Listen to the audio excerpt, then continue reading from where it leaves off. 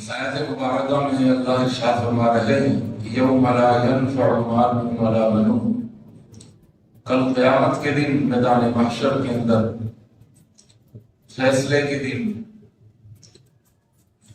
روز جزا کے دن، لا ینفع مال ولا بنون، نہ انسان کا مال اس کے کام آئے گا، اس کو نفع دے گا، ولا بنون، اور نہ اس کی اولاد اس کے کام آئے گی، الا من اتی اللہ بقلب سلیم، کل قیامت کے دن وہی کامیاب ہوگا، وہی نفع حاصل کرے گا، اور وہی اللہ کی رضا کو حاصل کر سکے گا، اور وہی اپنے آپ کو جنتی کہلانے کا استحقاق حاصل کر سکے گا۔ کون؟ الا من اتی اللہ بقلب سلیم، جو اللہ کے پاس قلب سلیم لے کر کے آئے۔ قلب سلیم کسے کہتے ہیں؟ انسان کا دل سلیم بھی ہوتا ہے، سلیم کا مطلب محفوظ، سلامتی والا دل، محفوظ دل، صحت مند دل، جو ہر طرح کی بیماریوں سے، جو ہر طرح کی آلائشوں سے، حلادتوں سے، گندگیوں سے، جس کا دل صحت مند ہوگا، سالم ہوگا، محفوظ ہوگا، سلامتی والا ہوگا، بس وہ کل قیامت کے دن صحیح معنوں میں نفع اٹھائے گا۔ اللہ سے دعا ہے کہ اللہ ہمیں بھی قلب سلیم عطا فرما دے۔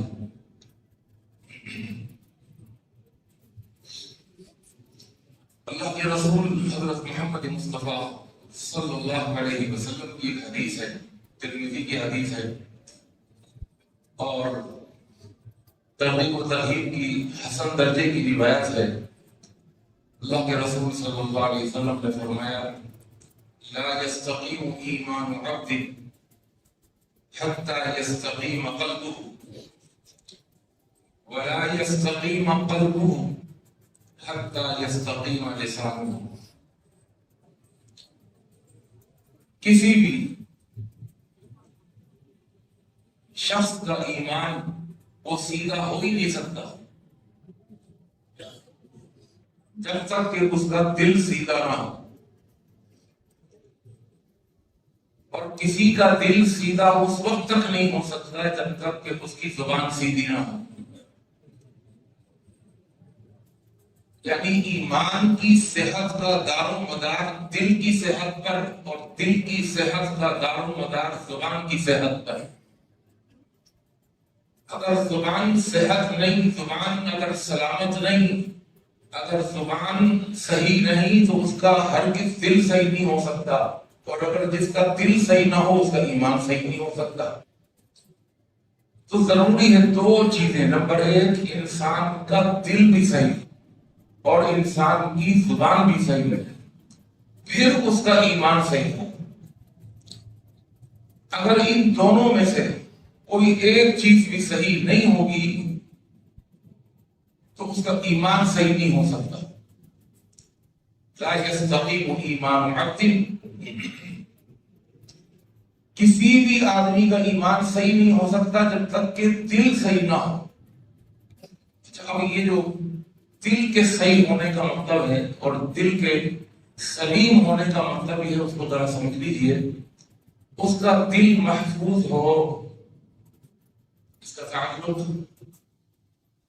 عقیدے سے بھی ہو سکتا ہے، کیونکہ دل کا تعلق عقیدے سے ہوتا ہے۔ سب سے پہلی چیز کہ عقیدے کے اعتبار سے اس کا دل صحیح، اس میں شرک نہ ہو، اس میں کفر نہ ہو، اس میں ریاکاری نہ ہو، اس میں شہرت اور ناموری کا جذبہ نہ ہو، اس میں منافقت نہ ہو،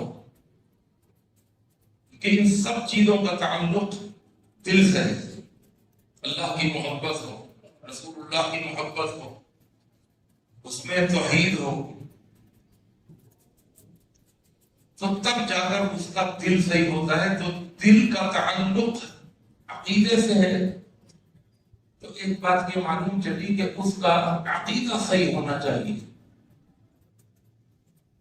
اور دوسری چیز، دل کا تعلق جو ہے وہ ہمارے معاشرے سے بھی ہوتا ہے. یعنی ہم کہاں کہاں ٹھوکر کھا سکتے ہیں، ہمارا دل کس طرح مریض ہو سکتا ہے. ایک دل جو سلیم ہو اور ایک وہ دل جو بیمار ہو. منافق کا دل بیمار ہوتا ہے، فی قلوبہم مرض، ان کے دلوں میں بیماری ہے، ان کا دل صحیح نہیں ہے، ان کا ظاہر کچھ ہے باطن کچھ ہے،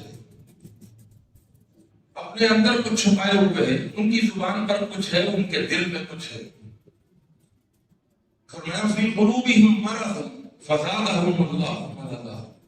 اللہ منافقوں کے دل میں یہ مرض اور بڑھاتا رہتا. تو دل کا صحیح ہونا، اس کا تعلق عقیدے سے بھی ہے اور اس کا تعلق معاشرے سے بھی ہے. معاشرے سے کس طرح ہے؟ دل میں نفرت نہ ہو، لوگوں کے لیے نفرت کا جذبہ نہ ہو، حسد نہ ہو، بغض نہ ہو، کینہ نہ ہو، دشمنی نہ ہو، کدورت نہ ہو.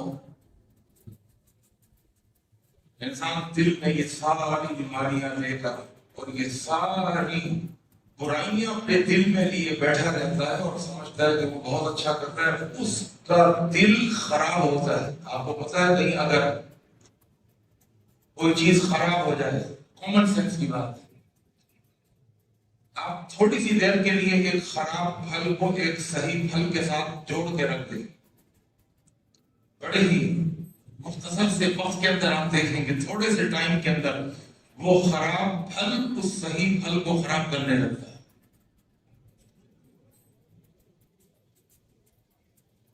اور پھر وہ دل ہمیں نظر بھی نہیں آتا. دل کی بیماری کوئی ہلکی بیماری تھوڑی ہے، اندر کی بیماری بڑی خطرناک ہوتی ہے اور اندر کی بیماری بڑی تباہ کن ہوتی ہے.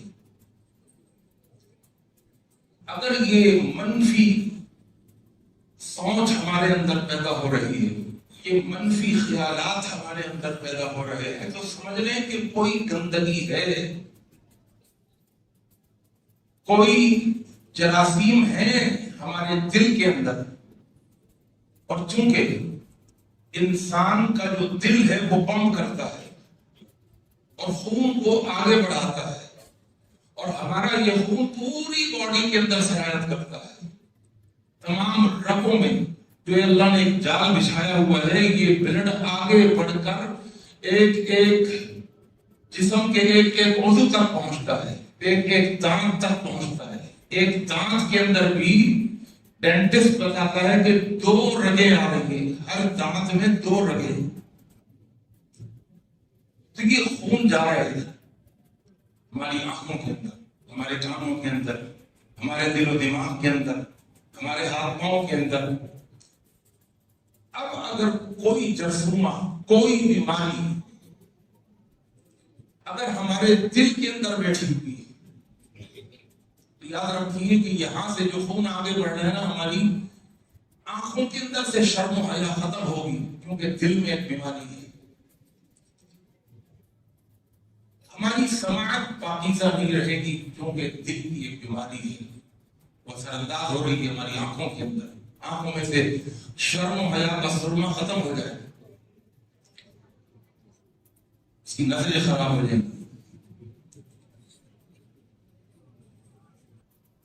جب اس کے اثرات انسان کی زبان پر پہنچیں گے تو اس کی زبان خراب ہو. بہت سارے حوالے سے، غیبت کے حوالے سے، چغل خوری کے حوالے سے، گالیوں کے حوالے سے، بہتان کے حوالے سے، الزام تراشیوں کے حوالے سے، بہت سارے حوالوں سے ہماری زبان بھی خراب ہوگی. وہ کیوں خراب ہو رہی ہے؟ اس لیے کہ دل خراب ہے. تو دل کا سالم ہونا اور دل کا صحیح ہونا بہت ضروری ہے.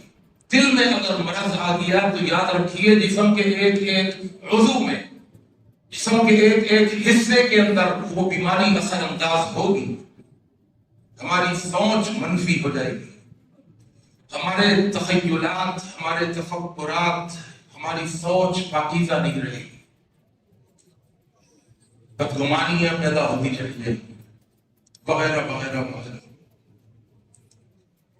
تو جو چیز میں بتا رہا تھا وہ یہ کہ جو اندر کی بیماری ہوتی ہے نا بڑی خطرناک ہوتی ہے۔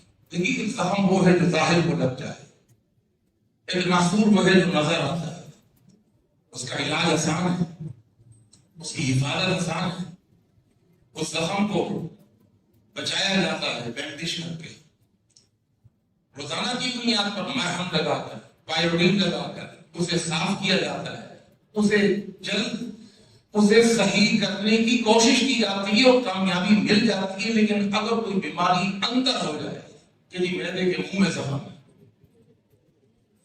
ایس پائلوری پوزیٹو کی رپورٹ جو آئی وہ پوزیٹیو آئی ہے، اوہو اب کیا ہے، ڈاکٹر کے پاس جاؤ کہ جی وہ کیمرہ ڈال کے دیکھیں،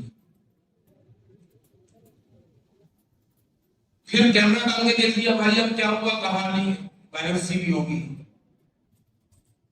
اندر کی بیماری بڑی خطرناک، نظر بھی نہیں آ رہی اور ہے بہت زبردست بیماری، انسان کے گردے اندر ہے نظر نہیں آتے، بڑی خطرناک بیماری، اچانک گردے کام کرنا چھوڑ دیں، اچانک پیشاب بند ہو جائے، اچانک کوئی معاملہ آ جائے پتہ ہی نہیں ہوتا، انسان کا بلڈ پریشر اچانک بڑھ جاتا ہے، فالج کا اٹیک ہو جاتا ہے۔ تو جو اندر کی بیماری ہوتی ہے وہ بڑی خطرناک ہوتی ہے، لہذا کوشش یہ کریں کہ اندر کی کوئی بیماری پیدا نہ ہو، اور اس کا بہترین طریقہ یہ ہے کہ اپنے دل کو سلیم بنا دیں، قلب سلیم بنا دیں، اور قلب سلیم بنانے کا سب سے بڑا فائدہ یہ ہوتا ہے، سب سے بڑا فائدہ اللہ اکبر کہ کل قیامت کے دن وہ کامیاب ہو جائے گا، اس سے گناہ کم ہوں گے، اس کی آنکھیں پاکیزہ رہیں گی، اس کی نگاہ پاکیزہ رہے گی، اس کی سماعت پاکیزہ رہے گی، اس کے خیالات، اس کے تفکرات وہ سب پاکیزہ رہیں گے، اس کی زبان پاکیزہ رہے گی، اس کے رویے اچھے رہیں گے۔ تو لہذا یہ کہنے کو چھوٹی سی حدیث ہے، لیکن اللہ کے رسول صلی اللہ علیہ وسلم نے اس حدیث میں پورا دین بیان کر دیا۔ تو معاشرے کے حوالے سے بھی دل کا بڑا گہرا تعلق ہوتا ہے،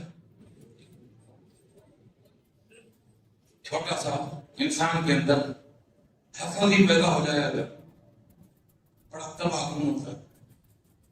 اللہ کے رسول صلی اللہ علیہ وسلم نے فرمایا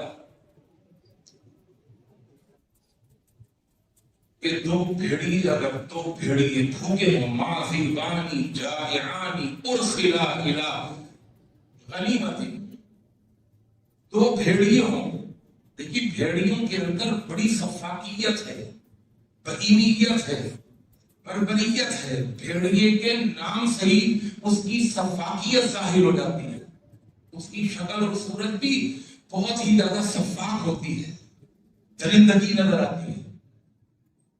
اور علم حیوان رکھنے والے کہتے ہیں کہ شیر بھی زیادہ منگے نہیں رہتا بھیڑیے سے، شکاری کتوں سے۔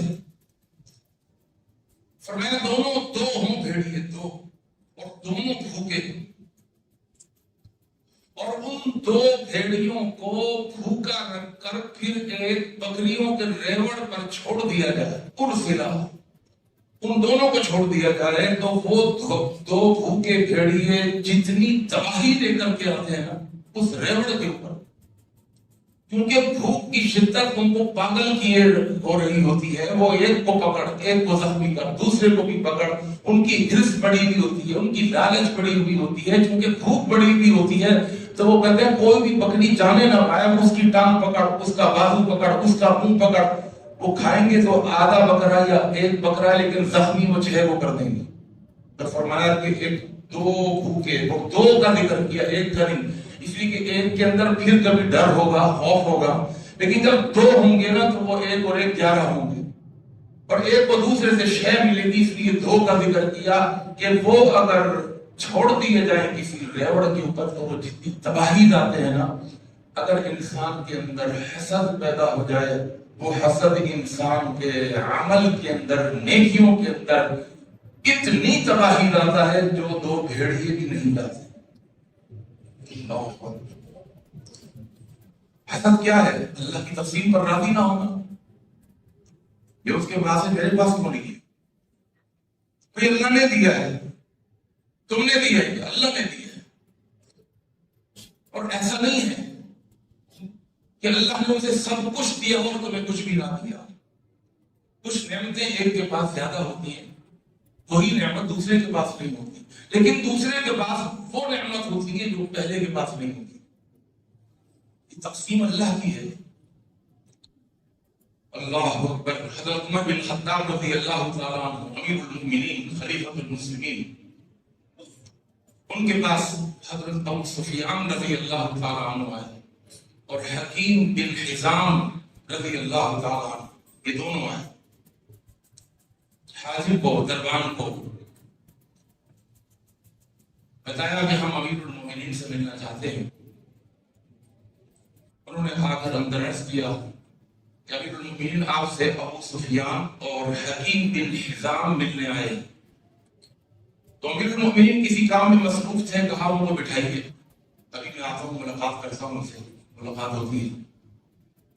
ان کو بٹھا دیا، وہ بیٹھے ہوئے انتظار کر رہے ہیں۔ امیر المؤمنین اپنے کاموں میں لگے ہوئے کہ جلدی سے نمٹوں، فارغ ہوں اور پھر اپنے مہمانوں سے ملوں، کہ اتنی دیر میں حضرت بلال حبشی رضی اللہ تعالیٰ عنہ آ جاتے ہیں۔ اطلاع دینے والا اطلاع دیتا ہے امیر المؤمنین کو کہ بلال حبشی رضی اللہ تعالیٰ عنہ۔ بلال حبشی کا نام سن کر حضرت عمر نے اپنے کام کاج چھوڑے اور پھر حضرت عمر ویلکم کہنے کے لیے خود آئے اور بلال حبشی کو گلے لگایا اور ان کو عزت دی۔ اور تو یہ جب چیز دیکھی ابو سفیان نے رضی اللہ تعالیٰ عنہ، حکیم بن حزام رضی اللہ، دونوں بہت دیر میں ایمان لائے تھے۔ حکیم بن حزام بھی بہت سمجھدار آدمی تھے اور اسلام لانے کے بعد پچھتایا کرتے تھے، ساری زندگی فکر کرتے رہے کہ میں اتنا سمجھدار ہونے کے باوجود اللہ کے رسول پر جلدی سے ایمان کیوں نہیں لایا۔ اور حکیم بن حزام تھے بڑے اپنے نام کی طرح اسم بامسم، یعنی حکیم تھے اور واقعتاً حکمت تھی ان کے اندر، لیکن اسلام دیر سے رہا۔ اور حکیم بن حزام اللہ کے رسول صلی اللہ علیہ وسلم کے دوست بھی تھے، عمر میں کچھ بڑے تھے اور اللہ کے رسول کے دوست تھے، اور یہ دوستی نبوت کے ملنے سے پہلے کی تھی، لیکن اسلام بہت دیر میں رہا۔ اللہ اکبر۔ بہرحال ابو سفیان کو بات اچھی نہیں لگی۔ یہ کوئی بات ہے؟ ہم پہلے آئے ہوئے ہیں، ہم اپنے قبیلے کے سردار ہیں، ہماری ایک عزت ہے۔ اور حکیم بن حزام تم بھی اپنے قبیلے کے سردار ہو، لوگ تمہاری بڑی عزت کرتے ہیں، تمہاری حکمت، تمہاری دانائی اور تمہاری عقل مندی لوگوں کو بتائی جاتی ہے، لوگ تمہیں کاپی کرتے ہیں۔ ہم دونوں کو بٹھایا ہوا ہے اور بلال حبشہ کا یہ بلال، اس کے بارے میں اطلاع دی گئی تو امیر المؤمنین اپنے سارے کام کاج چھوڑ کر اس سے ملنے لگے۔ حکیم بن حزام رضی اللہ تعالیٰ عنہ، ان کے اندر حکمت تھی، انہوں نے ابو سفیان کو سمجھایا کہ دیکھو ایسا نہیں ہے، کچھ خوبیاں ایسی ہیں جو بلال کے پاس ہے وہ ہمارے پاس نہیں۔ کون سی خوبی ہے؟ پیسہ ہمارے پاس ہے، دولت ہمارے پاس ہے، سرداری ہمارے پاس ہے، لوگ دنیا ہم کو جانتی ہے۔ کہاں کچھ نعمتیں اللہ کی تمہارے پاس ہیں اور کچھ نعمت اللہ کی بلال کے پاس بھی ہے۔ اب بلال کے پاس کیا ہے؟ کہا بلال کی بھی تمہیں ایک خوش نصیبی بتاؤں، بلال ان غلاموں میں سے پہلا غلام ہے جو اللہ کے رسول صلی اللہ علیہ وسلم پر ایمان لے کے آیا، اور اس وقت ایمان لے کے آیا کہ جب لوگوں کے لیے ایمان لانا صرف مشکل ہی نہیں بلکہ ناممکن تھا۔ جب آپ نے اسلام کا نام لیا، اللہ کی توحید کا آوازہ بلند کیا تو ہم، اور آپ جانتے ہیں کہ کتنی اذیتیں دی گئی، کتنی تکلیفیں دی گئی، کس طرح حضرت سمیہ کو شہید کر دیا گیا. حضرت بلال حبشی رضی اللہ تعالیٰ عنہ نے اسلام قبول کر لیا تو کتنی ماریں پڑی، کوئلے جلا کر، انگاروں کو سلگا کر، اور بلال حبشی کو اس پر لٹا دیا جاتا تھا جب تک کہ وہ کوئلے بلال کی کمر کی پگھلنے والی چربی سے بجھ نہیں جاتی تھی. بلال حبشی کو تہتے ہوئے کوئلے کے اوپر لٹا دیا جاتا تھا. ایسی اذیت ہے. اور بلال حبشی رضی اللہ عنہ فرماتے تھے احد وہ ایک ہی ہے. کوڑے مارتے تھے اور مارنے والے تھک جاتے تھے، لیکن بلال حبشی مار کھا کے نہیں تھکا کرتے تھے. ہر کوڑے کے اوپر کہتے احد وہ ایک ہی ہے. ایسی توحید کی سمجھ آ گئی تھی. تو اسلام لانے میں سبقت لے جانا یہ ان کی ایک نیکی تھی. کتنی بڑی نیکی ہے، اللہ اکبر. اور اس نیکی نے ان کو کہاں سے کہاں پہنچا دیا تھا. اور ایمان لانے میں سبقت یعنی پہلے ایمان لے آنا یہ ایک ایسی نعمت تھی جو ابو سفیان کے پاس نہیں تھی، اگرچہ وہ بہت بڑے سردار تھے. یہ نعمت حکیم بن حزام کے پاس نہیں تھی، اگرچہ وہ اپنے قبیلے کے بہت بڑے سردار تھے، اللہ کے رسول کے پرانے دوست تھے، لیکن یہ نعمت ان کے پاس نہیں تھی. حکیم بن حزام ابو سفیان کو سمجھا رہے ہیں کہ نہیں، ایسا نہیں، اللہ کی تقسیم پر راضی نہ، اللہ کی تقسیم پر راضی ہو جا. یہ اللہ کی تقسیم ہے. اللہ نے کسی نعمت میں اسے آگے بڑھا دیا، کسی نعمت میں ہمیں آگے بڑھا دیا.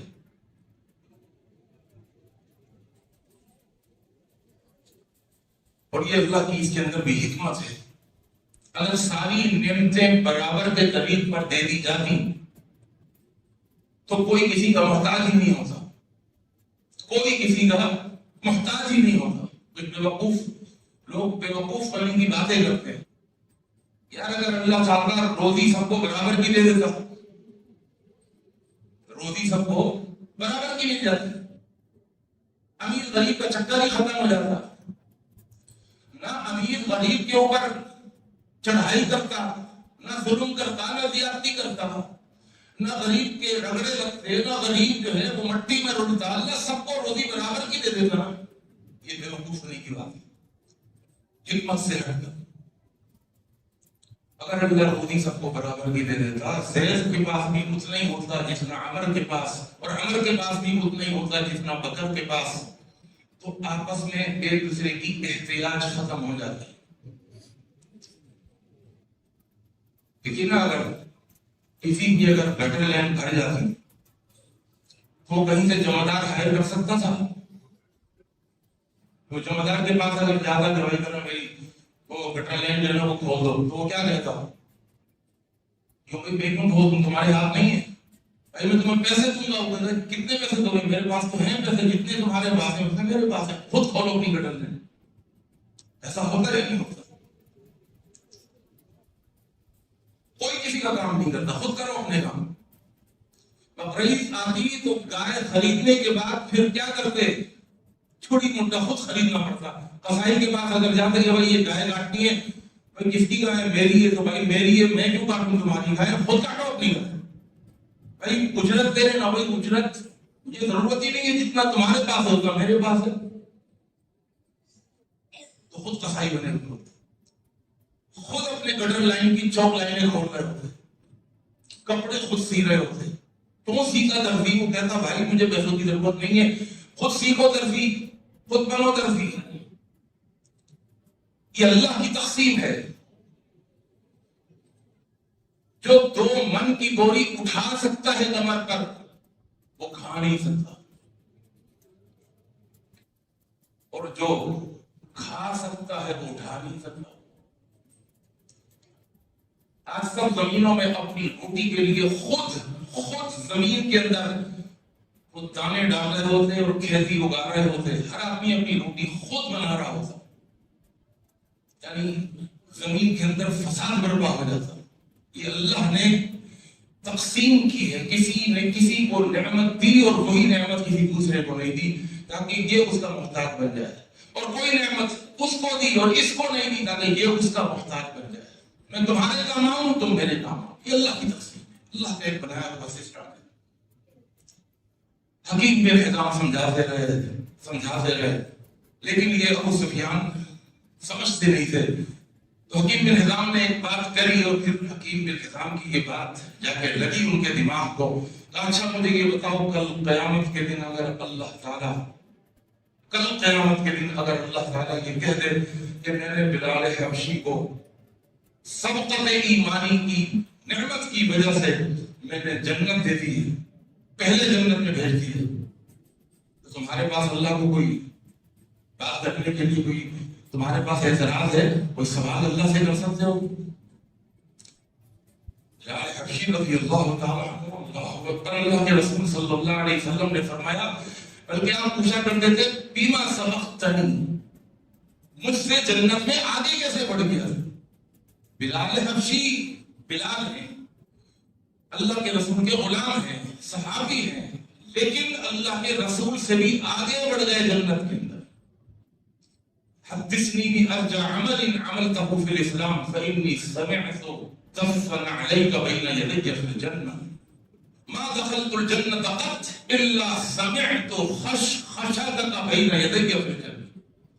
اے بلال، جنت میں جب بھی گیا ہوں میں نے تیرے جوتوں کی گھٹگھٹاہٹ اور تیرے جوتوں کی آواز میں نے اپنے سے آگے سنی.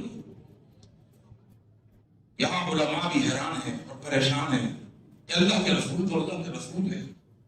بلال حبشی بے شک بہت بڑے صحابی ہیں، بہت فضیلت ان کو حاصل ہو گئی، لیکن اللہ کے رسول سے تو آگے نہیں ہے. تو جنت میں اللہ کے رسول سے سبقت کیسے لے گئے؟ علامہ ابن قیم نے اس کا جواب یہ دیا ہے، یہ بھی دیا ہے کہ یہ بھی ہو سکتا ہے کہ وہ مؤذن رسول سے صلی اللہ علیہ وسلم، اور مؤذن نماز میں سب سے پہلے سبقت دے جاتا ہے. مسجد میں جانے میں سبقت، دروازہ کھولنے میں سبقت، دلیاں بچھانے میں، نماز کی تیاریوں میں، وضو میں، پنکھے کھولنے میں. تو مسجد سے اللہ کے گھر سے تعلق جوڑنے میں وہ سب سے آگے ہوتا ہے، سبقت لے جاتا ہے. تو شاید یہی وجہ ہے کہ اللہ تعالیٰ بلال حبشی کو جنت میں بھی سبقت کے ساتھ، اس نعمت کے ساتھ اللہ بلال حبشی کو رکھیں گے کہ وہ آگے چلیں گے. یا جس طرح کسی بڑے آدمی کے پروٹوکول کے اندر اس کے نوکر جا کر اس سے آگے چل رہے ہوتے ہیں، اللہ ابن قیم نے یہ بھی جواب دیا ہے کہ وہ اللہ کے رسول صلی اللہ علیہ وسلم کے نوکر سے، خادم سے اور آپ سے محبت کرنے والے سے، اس لیے وہ جنت میں آگے رہے.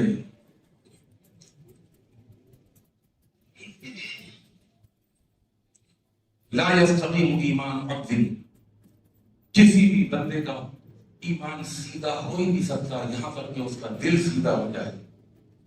ولا یستقیم، اور اس کا دل سیدھا ہو ہی نہیں سکتا حتی یستقیم لسانہ، اس کی زبان سیدھی نہ ہو جائے. زبان کا بھی سیدھا ہونا بہت ضروری ہے. آج ہماری زبان سے جو بھی کلمے نکلتے ہیں بے ساختہ نکلتے ہی رہتے ہیں. جو بھی کہہ دیا، جس کو بھی کہہ دیا، بڑوں کو کہہ دیا، ماں کو کہہ دیا، باپ کو کہہ دیا، اپنے چاچا کو کہہ دیا، کسی بھی بزرگ کو کہہ دیا، جو بھی منہ سے نکل آیا کہہ دیا، کوئی پرواہ نہیں کرتی. یاد رکھیے سب سے زیادہ خطرناک چیز اور سب سے زیادہ تباہ کر دینے والی چیز اگر ہے تو وہ زبان ہے. اللہ کے رسول صلی اللہ علیہ وسلم نے اپنی زبان کو پکڑ کے فرمایا سب سے زیادہ جہنم میں گرانے والی اگر کوئی چیز ہوگی تو وہ زبان ہوگی، سب سے زیادہ. بلکہ فرمایا کہ جہنم کے اندر اونٹے منہ گرانے والی اگر کوئی چیز ہے تو وہ زبان ہے. ان العبد لا يتكلم بكلمة، کوئی بندہ اپنی زبان سے کوئی ایسا کلمہ اپنی زبان سے کہہ دیتا ہے لا یلقی لہا بالا، اور اس کی پرواہ بھی نہیں کرتا کہ کیا کہہ رہا ہوں، اور وہ بول دیتا ہے اور اس کا برا عمل ہوتا ہے، برا قول ہوتا ہے.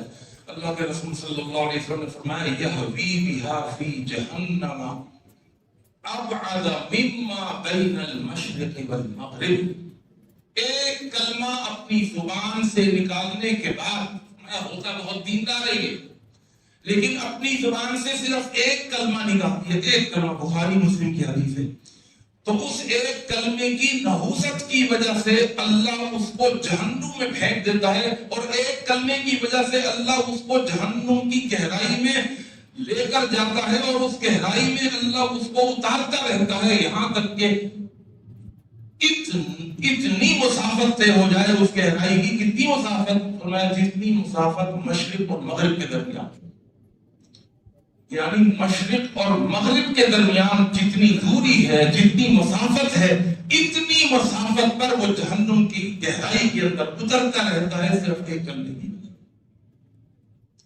پہلے تو لیے پھر بول لیے۔ اس زبان کا غلط استعمال انسان کو تباہ کر دیتا ہے۔ آج ہمیں کوئی فکر ہی نہیں ہوتی، جو بھی اپنی زبان سے نکالتے ہیں۔ صحابہ کرام رضوان اللہ تعالی علیہم اجمعین کو اتنی فکر ہوتی تھی۔ ابو حذیفہ رضی اللہ تعالی عنہ صحابی رسول ہیں، غزوہ بدر کے اندر یہ شریک تھے، ان کا باپ بھی شریک تھا، عتبہ بن ربیعہ۔ ان کا باپ ابھی مسلمان نہیں ہوا تھا، لیکن اپنے باپ سے بڑی محبت تھی، عتبہ بن ربیعہ سے۔ تھا بڑا سمجھدار ان کا باپ۔ تو حضرت ابو حذیفہ رضی اللہ تعالیٰ عنہ فرماتے ہیں مجھے امید تھی اور مجھے یقین تھا کہ چونکہ میرا باپ بہت سمجھدار انسان ہے، وہ ضرور اسلام قبول کر لے گا۔ لیکن غزوہ بدر کے موقع پر وہ کافروں کے ساتھ آیا اور ابھی اسلام قبول نہیں کیا، تو مجھے بڑی امید تھی، محبت تھی باپ سے۔ میں نے دیکھا کہ لڑائی کے دوران میری آنکھوں کے سامنے میرے باپ کو قتل کر دیا۔ اب میں مسلمان تھا اور میرا باپ کافر تھا، مجھے اس کا بڑا غم لاحق، بہت ملال ہوا، میں بہت رنجیدہ ہوا۔ ایسا لگا کہ میری آنکھوں کے سامنے میرے باپ کو جو قتل کر دیا گیا، اور میں بیٹا ہونے کے باوجود نہ اسے بچا سکا، نہ قاتل کو روک سکا قتل کرنے سے۔ ابو حذیفہ رضی اللہ تعالیٰ عنہ فرماتے ہیں اسی غم کو لے کر، اسی ملال کو لے کر میں بیٹھا ہوا تھا کہ اللہ کے رسول صلی اللہ علیہ وسلم کی آواز آئی کہ اس جنگ کے اندر میرے چچا عباس بھی ہیں۔ اگر عباس اور وہ کافروں کے ساتھ آئے تھے، حضرت عباس جو آئے تھے وہ کافروں کے ساتھ آئے تھے اور اسلام قبول کر چکے تھے۔ حضرت ابو حذیفہ کو پتہ نہیں تھا، اللہ نے وحی کے ذریعے بتایا تھا کہ آپ کے چچا آئے اور انہوں نے اسلام قبول کر لیا۔ جب وحی آئی تو اللہ کے رسول صلی اللہ علیہ وسلم نے اعلان کیا خبردار میرے چچا عباس کو کوئی قتل نہ کرے، اور آپ نے یہ اعلان کروایا کہ جہاں میرے چچا عباس مل جائے انہیں کوئی قتل نہ کرے۔ جب یہ آواز ابو حذیفہ کے کان میں پڑی کہ اللہ کے رسول صلی اللہ علیہ وسلم فرما رہے ہیں کہ میرے چاچا کو کوئی قتل نہ کرے، تو بے ساختہ حزن و ملال کے اندر، غم کے اندر ان کی زبان سے یہ الفاظ نکل گئے کہ میرے باپ کو میری آنکھوں کے سامنے قتل کر دیا گیا، اور حضور کہہ رہے ہیں میرے چاچا کو قتل نہ کرے۔ ان کو پتہ نہیں تھا کہ اللہ کے رسول صلی اللہ علیہ وسلم پر وحی آ چکی تھی کہ آپ کے چچا مسلمان ہو چکے ہیں، تو آپ نے منع کرنا تھا کہ انہیں قتل نہ کیا جائے۔ حذیفہ بن یمان کی لاعلمی کی وجہ سے، غم کی وجہ سے، ملال کی وجہ سے، ابھی تھوڑی دیر پہلے باپ کو اپنی آنکھوں کے سامنے قتل ہوتا ہوا دیکھنے کی وجہ سے یہ الفاظ ان کی زبان سے نکل گئے، میرے باپ کو تو شاید قتل کر دیا گیا، اور اللہ کے رسول فرما رہے ہیں میرے چاچا کو قتل نہ کرنا۔ یہ آواز اللہ کے رسول صلی اللہ علیہ وسلم کے کانوں تک بھی پہنچ گئی۔ اللہ کے پیغمبر صلی اللہ علیہ وسلم نے سن تو لیا، لیکن آپ نے کچھ کہا نہیں، کیونکہ آپ کو بھی پتا تھا کہ اس مقدار کا ایک بہت بڑا غم لیے ہوئے ہے۔ ابو حذیفہ بہت زیادہ غمگین ہے، لیکن ابو حذیفہ رضی اللہ تعالیٰ عنہ نے جب اس غم سے باہر نکلے اور اندازہ ہوا کہ میں نے کتنی بڑی اور کتنی غلط بات کہہ دی، اللہ کے رسول صلی اللہ علیہ وسلم کے مقابلے میں اتنی بڑی بات کہہ دی میں، پھر یہ روتے رہے. پھر انہوں نے اپنی ساری زندگی روتے ہوئے گزار دی اور اللہ سے معافی مانگتے ہوئے گزار دی کہ میری زبان سے ایک ایسا جملہ نکل گیا وہ میری زندگی بھر کے ساری نیکیوں کو کھا سکتا ہے، برباد کر سکتا ہے. اتنی فکر تھی، ایک جملہ زبان سے نکلا. اللہ کے رسول نے کچھ کہا بھی نہیں ہے، لیکن احساس کہیں ایسا نہ ہو کہ یہ ایک جملہ مجھے جنت کے بجائے جہنم میں گروا دے. اللہ سے معافی مانگتے رہے اور پھر اللہ سے معافی مانگتے مانگتے ایک دن اللہ سے کہنے لگے اللہ مجھے کیسے پتا چلے گا کہ میرا یہ گناہ تم نے معاف کر دیا ہے، لیکن میں چاہتا ہوں کہ میرے مرنے سے پہلے مجھے پتا چل جائے کہ تم نے میرا یہ گناہ معاف کر دیا ہے. اور اللہ اس کی ایک نشانی بھی ہے، نشانی یہ ہے کہ جب میرے مرنے کا وقت قریب آئے تو میں تیرے راستے میں اعلاء کلمت اللہ کے لیے، دین کی سربلندی کے لیے میدان کارزار میں ہوں اور تلوار میرے حلق کو کاٹ دے، میری گردن کو کاٹ دے، تب مجھے یقین ہوگا تم نے میری توبہ قبول کر لی. ایک عمل، ایک قول زبان سے، لیکن ان کا ڈر، ان کا خوف کیسا تھا. اللہ کے رسول صلی اللہ علیہ وسلم کا انتقال ہو گیا.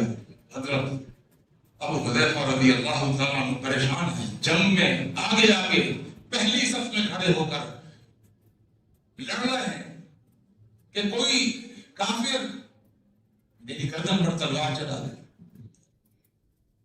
لیکن زندگی تھی، زندہ ہی رہے.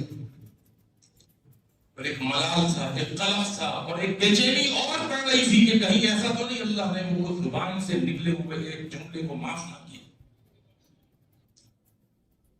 ابو بکر صدیق رضی اللہ تعالیٰ عنہ کے زمانے میں جب جنگ یمامہ ہوئی، مسلمہ کذاب نے نبوت کا دعویٰ کیا، تو اس جنگ یمامہ کے اندر حضرت ابو حذیفہ رضی اللہ تعالیٰ عنہ شریک ہوئے اور ایک کافر نے ان کی گردن کے اوپر تلوار چلائی.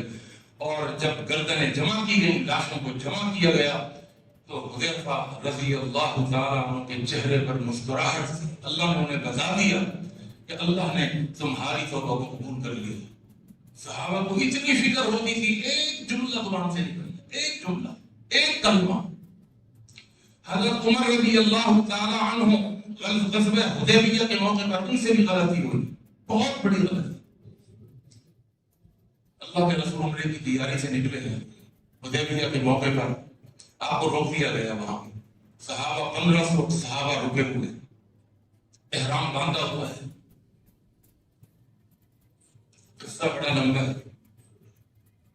مشرکین مکہ نے ایک کو بھیجا کہ جاؤ جا کر مذاکرات کیے جائیں، مذاکرات نہیں ہو سکے، کامیاب نہیں ہوئے. پھر دوسرا ہے، پھر تیسرا ہے. اس کا نام تھا سہیل. اللہ کے رسول صلی اللہ علیہ وسلم نے نام پوچھا، انہوں نے کہا سہیل. تو آپ نے فرمایا سہل اللہ لنا امورنا، اللہ نے ہمارے سارے کام سمجھو آسان کر دیے. سہیل کا مطلب آسان. پتہ چلا کہ اچھے نام سے نیک فال لینا چاہیے.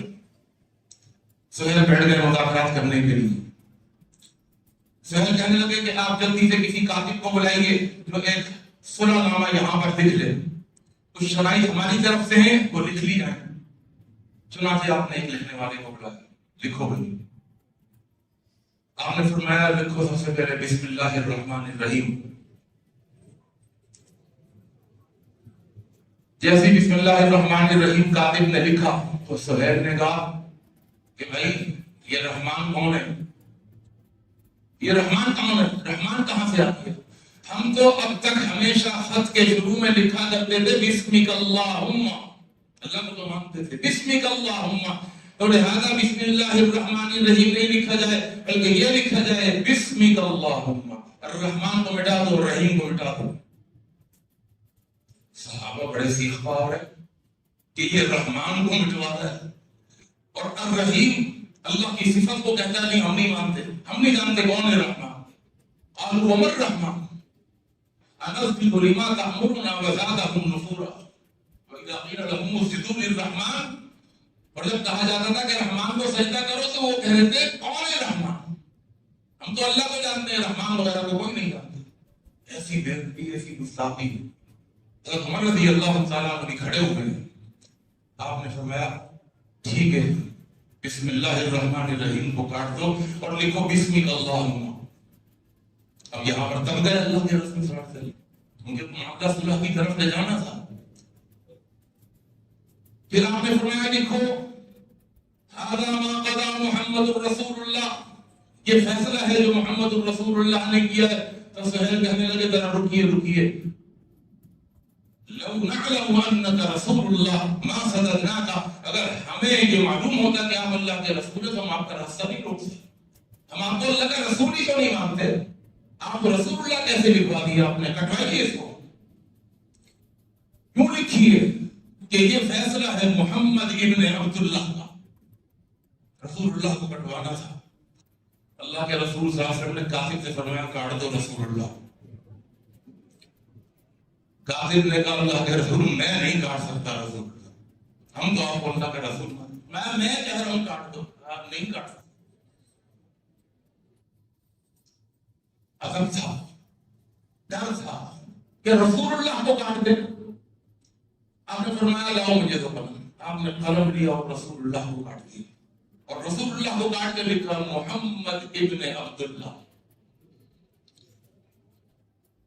تیسری بات لکھیے کہ اس سال آپ واپس جائیں گے، ہم آپ کو عمرہ کرنے نہیں دیں گے، اگلے سال آئیے گا۔ اللہ کے رسول صلی اللہ علیہ وسلم نے فرمایا لکھ دو اس سال ہم عمرہ نہیں کریں گے۔ اب یہ جو سنا تھا تو سب نے حیران باندھتے ہوئے، اور سب سمجھ رہے ہیں کہ اب صلح ہو رہی ہے تو چند شرائط مانی جائیں گی اور ہمیں عمرے کے لیے جانے دیا جائے گا، ہم 80-90% راستہ طے کر کے آ چکے ہیں، بالکل مکہ قریب ہے۔ آپ نے فرمایا ٹھیک ہے لکھو اس سال ہم واپس جا رہے ہیں۔ اللہ اکبر، صحابہ پریشان لیکن خاموش۔ تیسری چوتھی چیز بھی لکھی ہو گیا کہ ایک سال کے دوران اگر کوئی مکہ سے مسلمان ہو کر مدینے چلے جائے گا تو آپ اس کو واپس بھیجیں گے ہمارے پاس، اور اگر کوئی نعوذ باللہ مسلمان کافر ہو کر اگر وہ مکہ آ جائے گا ہم اس کو واپس نہیں بھیجیں گے، تو ہمارا آدمی ہو گئے، اس نے اسلام چھوڑ دیا۔ اللہ کے رسول صلی اللہ علیہ وسلم لکھ دو گے، یہ بھی مسلمانوں کے خلاف بات کر رہی ہے۔ عمر بن خطاب رضی اللہ تعالیٰ دیکھ رہے ہیں اور بڑے بے چین۔ اب مہر لگانے کا وقت تھا کہ ابھی گفتگو ہو رہی تھی۔ اب ابو جندل صحابی رسول صلی اللہ علیہ وسلم، صحابی رسول رضی اللہ تعالیٰ عنہ، اللہ کے رسول صلی اللہ علیہ وسلم کے پاس زنجیروں میں جکڑے ہوئے ہیں، اور مکہ کے کافروں کے پاس وہ قید و بند کی صعوبتوں میں مبتلا تھے، چھپ چھپا کر بھاگ کر، انہیں پتہ چلا تھا کہ مسلمان آ چکے ہیں، قریب پہنچ چکے ہیں مکہ کے، وہ چھپ چھپا کر گرتے پڑتے اپنی بیڑیوں اور اپنی زنجیروں کے ساتھ وہ اللہ کے رسول صلی اللہ علیہ وسلم کی خدمت میں حاضر ہو گئے۔ اسی وقت اللہ کے رسول انہوں نے بڑی اذیتیں دی، بہت مارا ہے، یہ زنجیروں میں جکڑا ہوا ہے۔ تو سہیل نے کہا اللہ کے رسول ابھی ہم طے کر چکے ہیں کہ اگر وہاں سے کوئی مسلمان ہو کر آئے گا آپ اس کو واپس کریں گے، آپ اس کو واپس کیجیے ہمارے ساتھ۔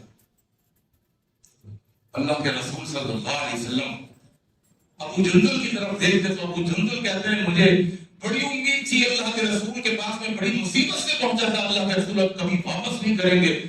آپ نے فرمایا سہیل سے کہ بھائی ابھی تو ہمارا معاہدہ مکمل نہیں ہوا، معاہدہ ہو رہا ہے، ابھی تو میری مہر بھی نہیں لگی، ابھی دستخط نہیں ہوئے، ابھی تو معاہدہ ہو رہا ہے، اگر آپ نہیں مانیں گے تو یہ معاہدہ ختم۔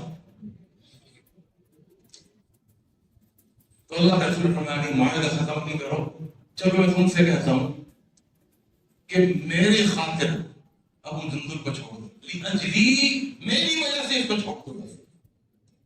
اس نے کہا میں آپ کی وجہ سے نہیں چھوڑ سکتا، آپ کی عظمت میرے لیے کچھ بھی نہیں ہے، مسلمانوں کی نگاہ میں بہت عظیم ہوں گے آپ کی کوئی عظمت میرے لیے نہیں، میں نہیں چھوڑ سکتا آپ کے لیے۔ تو آپ صلی اللہ علیہ وسلم نے جب صحابہ کا کیا حال ہو رہا ہوگا، آپ صلی اللہ علیہ وسلم نے آخری کوشش کی تھی چلو میری وجہ سے نہیں، تم خود چھوڑ دو.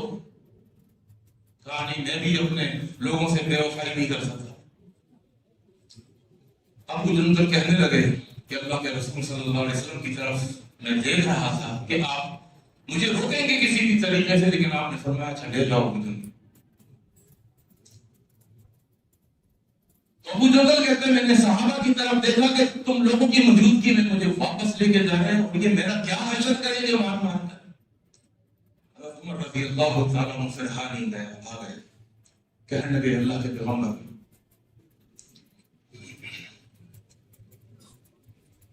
الست رسول اللہ حقا، کیا اللہ کے سچے رسول نہیں؟ آپ نے فرمایا کہ اللہ کا سچا رسول. السنا علی الحق وهم علی الباطل، کیا ہم مسلمان حق پر نہیں ہیں اور یہ کافر باطل پر نہیں ہے؟ فرمایا ہم حق پر ہیں اور وہ باطل پر ہے. کیا اگر ہم مر جائیں گے تو جنت میں نہیں جائیں گے اور یہ مر جائیں گے تو جہنم میں نہیں جائیں گے؟ فرمایا نہیں، اگر ہم مریں گے تو ہم جنت میں جائیں گے، یہ مریں گے تو جہنم میں. لگے پھر کیا وجہ ہے کہ ہم اپنے دین کو اتنا دبا کے رکھیں، اتنا کمزور بنا کے رکھیں؟ یہ آپ کا فیصلہ میری سمجھ میں نہیں آ رہا. عمر رضی اللہ تعالیٰ عنہ نے اللہ کے پیغمبر سے فرمایا یہ بات میرے سمجھ میں نہیں آ رہی. اب دبتے ہی چلے جا رہے ہیں، دبتے ہی چلے جا رہے ہیں، ہر بات مانتے ہی چلے جا رہے ہیں. تو اللہ کے رسول صلی اللہ علیہ وسلم نے عمر کو بس ایک بات کہی، اے عمر ان سارے سوالات کا بس ایک ہی جواب ہے، انی لرسول اللہ حقا، میں اللہ کا سچا رسول. تو یہ بہت بڑا جواب ہے اور سمجھ گئے حضرت عمر جواب. ہماری سمجھ میں نہیں آیا ہوگا آپ لوگوں کے کہ آپ نے کیا فرمایا. آپ نے یہ بات سمجھائی کہ جو بھی میں کہہ رہا ہوں اور جو بھی میں کر رہا ہوں، میں اللہ کا فرستادہ ہوں، اللہ کا رسول ہوں، اللہ کا قاصد ہوں. وما ينطق عن الهوى ان هو الا وحی یوحی، میری زبان سے نکلا ہوا ہر لفظ اللہ کی وحی ہے، میں اللہ کے حکم سے یہ کر رہا ہوں. انی لرسول اللہ حقا. اچھا حضرت عمر بھی اس وقت کے بہت غم میں تھے، اس میں سے نہیں سمجھے. کہتے ہیں میں فوراً ابو بکر کے پاس گیا، ساری باتیں ابو بکر سے دہرائی. تو ابو بکر نے بھی مجھے پلٹ کے جواب جو دیا وہی جواب دیا جو اللہ کے پیغمبر نے دیا تھا. اور کیا کہا؟ یا عمر نہیں کہا، کہا یا ایھا الرجل، او آدمی. ابھی نام نہیں پتا تھا ابو بکر کو، حضرت عمر کا نام پتا تھا، لیکن ابو بکر دیکھ چکے تھے کہ آپ بہت سیخ پا ہو رہے ہیں اللہ کے رسول کے فیصلے کے سامنے. حالانکہ وہ سیخ پا ہونا اپنے لیے نہیں تھا، دین کے لیے، اسلام کے لیے، مسلمانوں کے لیے، اسلامی غیرت تھی. تو کیا کہا؟ یا ایھا الرجل، او آدمی، انہ لرسول اللہ حقا، وہ اللہ کا سچا رسول. عمر فرماتے ہیں پھر جب میں نے دونوں جگہ سے ایک ہی جواب سنا تو مجھے پتہ چل گیا کہ مجھ سے کیا بڑی غلطی ہو گئی. اور پھر فرماتے ہیں کہ اس غلطی کا کفارہ دینے کے لیے، اس غلطی کی تلافی کے لیے، کہ اب مجھے ڈر یہ ہو گیا تھا کہ اللہ کے رسول کے فیصلے کے سامنے جو میں نے اپنی زبان کھولی ہے، کہیں ایسا نہ ہو کہ میری زندگی کی ساری نیکیاں ضائع ہو جائیں. اپنی نیکیوں کو بچانے کے لیے، اپنے اسلام کو بچانے کے لیے، اپنے ایمان کو بچانے کے لیے، اپنی صحابیت کو بچانے کے لیے، انی لعملت اعمالا کثیرا، میں نے پھر ایک کام یہ شروع کر دیا اس دن کے بعد سے کہ میں نے اپنے نیک عمل بڑھا دیے.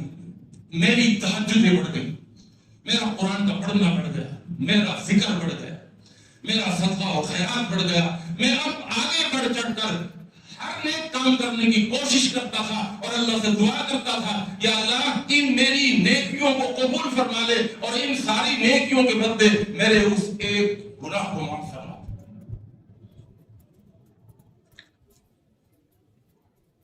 لا يستقيم ایمان عبد حتى يستقيم قلبه ولا يستقيم قلبه حتى يستقيم لسانه. اللہ سے دعا ہے اللہ ہمارے دلوں کو بھی صحیح کر دے، اللہ ہماری زبانوں کو بھی صحیح کر دے. سوچ سمجھ کر کے کہیں ایسا نہ ہو کوئی ایک ایسا قول ہماری زبان سے نکل جائے، ایک ایسا لفظ نکل جائے کہ جو زندگی بھر کی نیکیوں کو تباہ اور برباد کر دے۔ قولی ھذا